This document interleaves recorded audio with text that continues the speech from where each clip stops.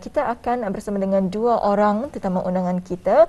Pastinya telah pun bersedia menerusi secara maya. Betul. Dan pagi ini kita akan bersama dengan Yang Mulia Muhammad Nur Azlan bin Datu Paduka Haji Kasim, iaitu Pegawai Latihan Kanan Institut Perkhidmatan Awam, dan Yang Mulia Puan Sastra Serini binti Haji Julaini, iaitu Pegawai Penerangan Kanan. Ya, bersama kita pada pagi ini sudah pun berada di hujung talian. Assalamualaikum.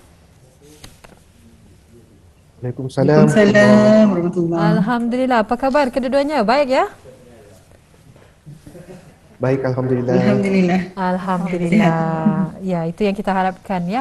Mudah-mudahan pada pagi ini kita ni akan diberikan kelancaran untuk membuat suatu tugasan juga, dan menerusi tajuk kita pada kali ini iaitu meningkatkan kesedaran dalam kalangan barisan hadapan mengenai penyakit demensia ini. Jadi kita akan mulakan ya bersama dengan Tuan Muhammad Nur Azlan selaku Pegawai Latihan Kanan Institut Perkhidmatan Awam. Jadi mungkin boleh Tuan memperkenalkan kumpulan dan apakah objektif kumpulan ini, Tuan? Silakan.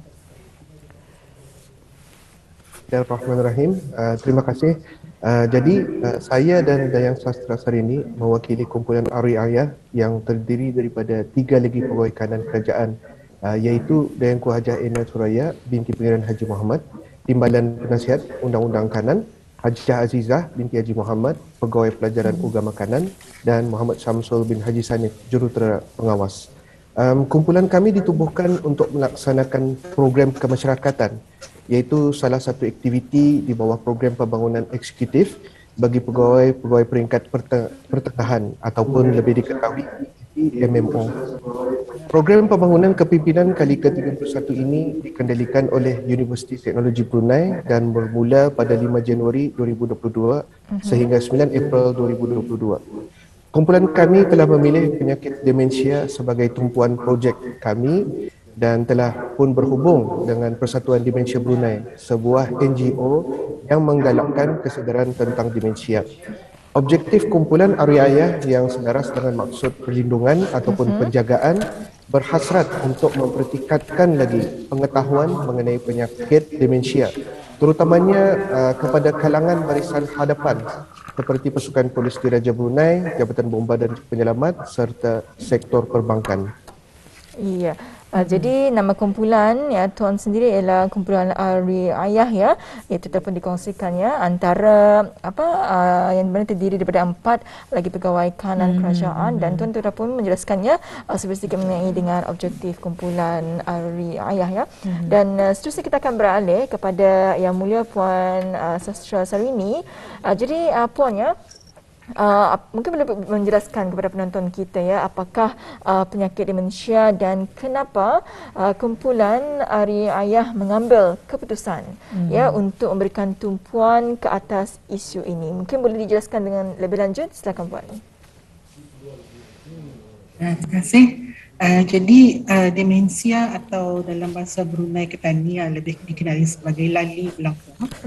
Ia merupakan penyakit kognitif yang mengakibatkan penurunan daya ingatan, komunikasi, tingkah laku dan kebolehan melakukan aktiviti seharian. Penyakit ini sering terdapat dalam warga emas, tetapi perlu juga diingat bahawa ia boleh juga dialami bagi mereka yang berumur 40 tahun ke atas. Jadinya ia bukannya untuk ke warga emas sahaja. Jadi demensia ini dipilih kerana ia merupakan salah satu isu kesihatan yang serius di negara Brunei Darussalam. Menurut statistik Pertubuhan Kesihatan Sedunia WHO, pada tahun 2019 Brunei mempunyai kira-kira 1,516 individu yang mengalami penyakit demensia, dan jumlah ini dijangka akan meningkat kepada 8,000 lebih individu menjelang tahun 2050. Jadi ini satu angka yang amat tinggi. Antara penyebab peningkatan drastik ini ialah kerana Brunei mempunyai populasi menua ataupun dikenali sebagai super aging. Ya, Alhamdulillah. Jadi beralih kepada Tuan Muhammad Nur Azlan. Apakah sebetulnya ini punca dan juga tanda-tanda awal bagi penyakit ini, Tuan? Ya. Jadi di antara punca demensia adalah disebabkan oleh penyakit Alzheimer dan masalah kesihatan seperti tekanan darah yang tidak terkawal, penyakit kencing manis dan penyakit jantung. Demensia juga boleh berlaku akibat cedera daripada jatuh. Antara tanda-tanda awal termasuk kehilangan ingatan, kesukaran berbahasa dan memahami tulisan. Tahap upaya menilai akan terjejas, mengalami cabaran dalam merancang dan menyelesaikan sesuatu perkara, kekeliruan mengenai orientasi tempat dan masa, sering tersilap meletakkan barang-barang, ada masanya mungkin tidak lagi ingat di mana meletakkan barang-barang tersebut, ataupun mungkin diletakkan pada tempat biasa tapi pada masa yang lain di tempat yang lain lagi. Jadi selalu mencari barang-barang. Dan akhir sekali perubahan kelakuan yang ketara. Contohnya dari segi perasaan emosi, mungkin ada pada waktu ini gembira dan mungkin pada hari yang lain murung ataupun marah. Jadi inilah tanda-tanda awal tanda penyakit demensia. Iya, jadi itu telah pun dikongsikannya oleh Tuan Muhammad Nur Azlina, iaitu antara punca dan juga tanda-tanda awal penyakit ini, iaitu antaranya ialah kehilangan ingatan, kesukaran berbahasa dan juga memahami tulisan, dan banyak lagi yang telah pun dikongsikannya. Jadi terima kasih Tuan, dan seterusnya kita akan beralih kepada Puan Sastra. Jadi Puan, adakah terdapat kaedah untuk mengelak atau menghindari daripada penyakit ini? Kerana kita mengetahui mengelak itu lebih baik daripada mengubati. Jadi mungkin ada kaedah ini, Puan, silakan. Terima kasih. Jadi antara kaedah untuk mengurangkan risiko demensia ni adalah seperti menjaga kesihatan jantung, sentiasa aktif secara fizikal, jadi exercise, mengamalkan pemakanan yang sihat, mencabar kecerdasan minda, so always do like puzzle activities atau dan sebagainya, dan menikmati aktiviti-aktiviti sosial. Terdapat juga beberapa amalan bacaan surah dan doa selepas solat, seperti surah At-Taubah ayat 128 hingga 129 dan juga surah Al-A'la ayat 06.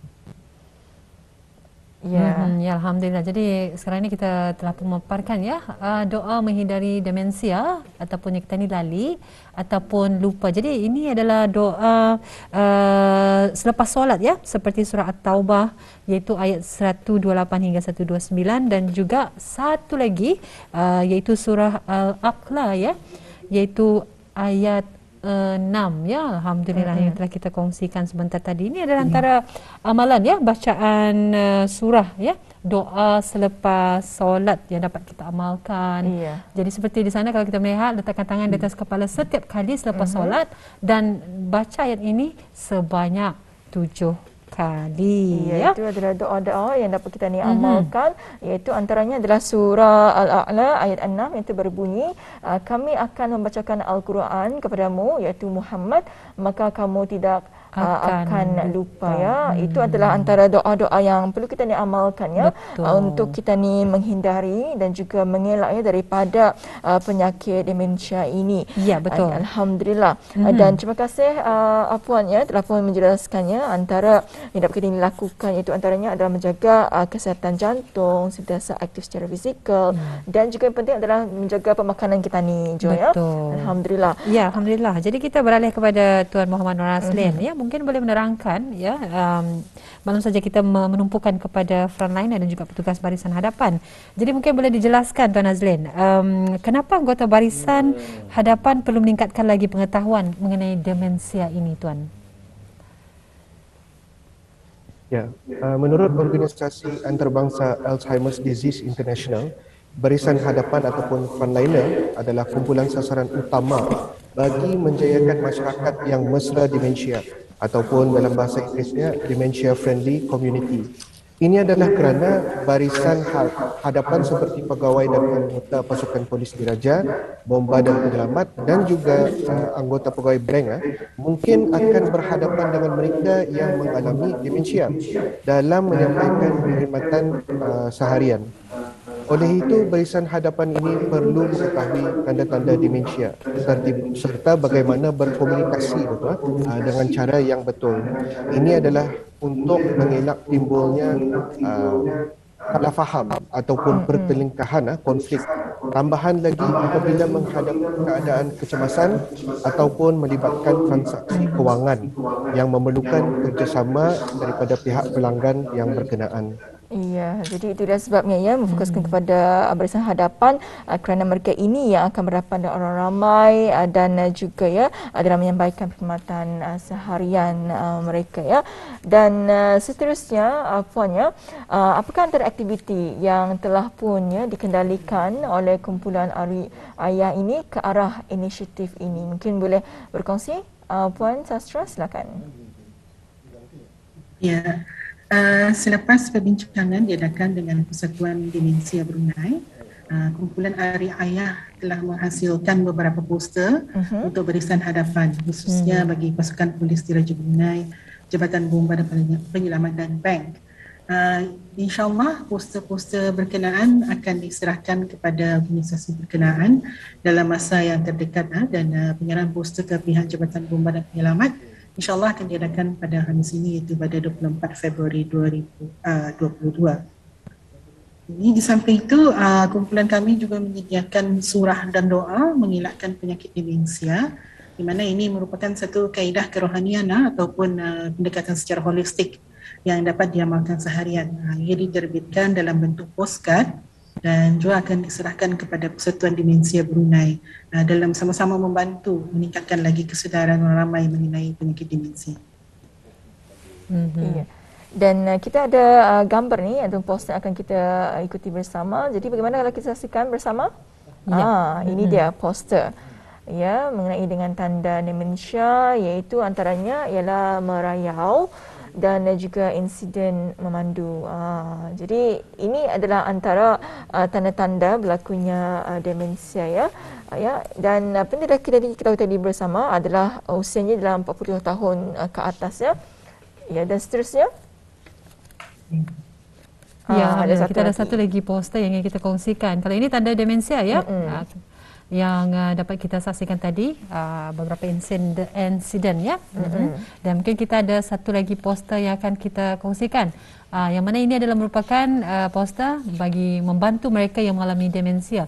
Dan kalau kita melihat di sana, apakah sebetulnya demensia ini? Ianya adalah merupakan penyakit mental yang mengakibatkan penurunan daya ingatan ya, dan juga komunikasi, tingkah laku dan juga kebolehan melakukan aktiviti seharian ya. Betul. Itu kepada mereka ataupun kita ni ya, untuk mengetahui apa sebetulnya demensia ini. Ya, dan demensia ni kalau kita lihat di sana boleh dikaitkan dengan lali.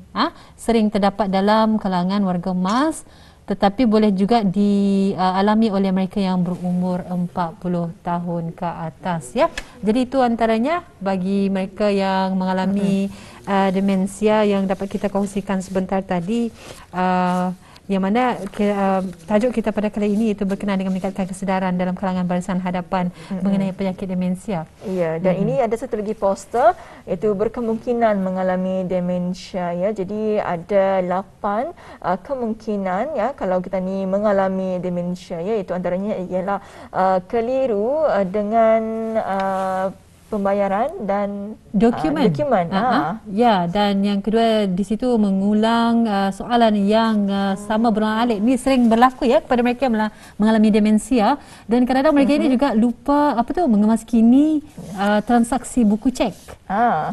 Dan kalau kita melihat sana, cek tidak diisi dengan betul, dan antara bagi mereka yang mengalami demensia ini pertimbangan lemah dalam strategi pelaburan dan diikuti selepas itu penurunan keupayaan untuk melakukan matematik asas. Ya, dan banyak lagi sebetulnya. Jadi itu adalah antara poster yang dapat kita ni kongsi bersama dengan penonton kita, iaitu berkemungkinan mengalami demensia ya. Alhamdulillah ya. Alhamdulillah ya. Jadi nampaknya kita sudah pun berada di penghujung wawancara ini. Jadi bagi Tuan Muhammad Raslin, sebelum kita mengakhiri sesi ini, apakah nasihat yang boleh dikongsikan kepada audiens mengenai dengan penyakit demensia ini? Silakan Tuan.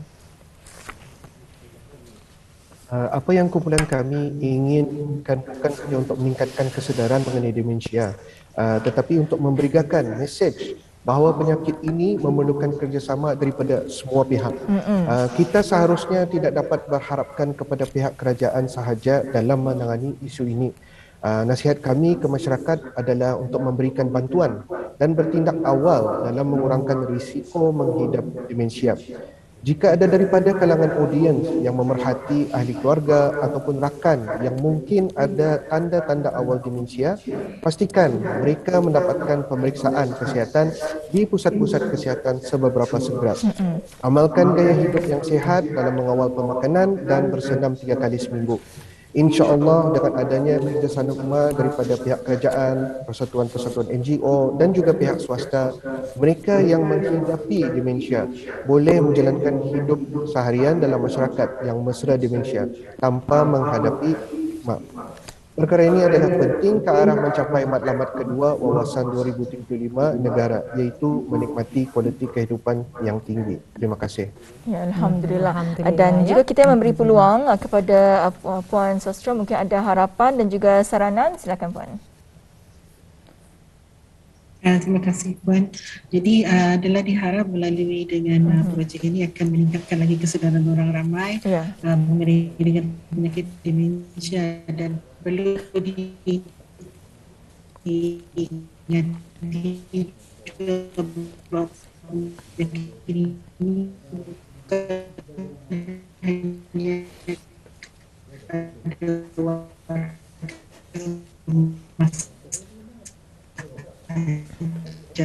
tapi juga kepada semua pihak adalah sangat yang dementia friendly, khususnya Ngania dan juga ya baik. Ya, alhamdulillah ya. Bagaimana terima kasih. Berkomunikasi. Jadi diharap alhamdulillah ya, itu dia sudah baru saja kita ikuti bersama mengenai dengan wawancara kita pada pagi ini, iaitu mengenai dengan meningkatkan kesedaran ya dalam kalangan barisan hadapan mengenai penyakit demensia. Memang cukup jelas dan juga padat yang telah pun dikongsikan. Pun terima kasih kepada dua orang tetamu undangan kita yang telah punya berkesudian ya untuk berkongsi bersama dengan kita mengenai dengan penyakit demensia ya di kalangan barisan hadapan. Ya. Terima kasih kepada Yang Mulia Tuan Muhammad Nur Azlin bin Datuk Paduka Haji Kasim, iaitu Pegawai Latihan Kanan Institut Perkhidmatan Awam, dan juga kepada Yang Mulia Puan Sastra Sarini binti Haji Julaini, iaitu Pegawai Penerangan Kanan ya. Ya, terima kasih sekali lagi dan insya-Allah kita akan berjumpa lagi di lain masa dan jumpa lagi. Assalamualaikum. Waalaikumsalam warahmatullahi wabarakatuh.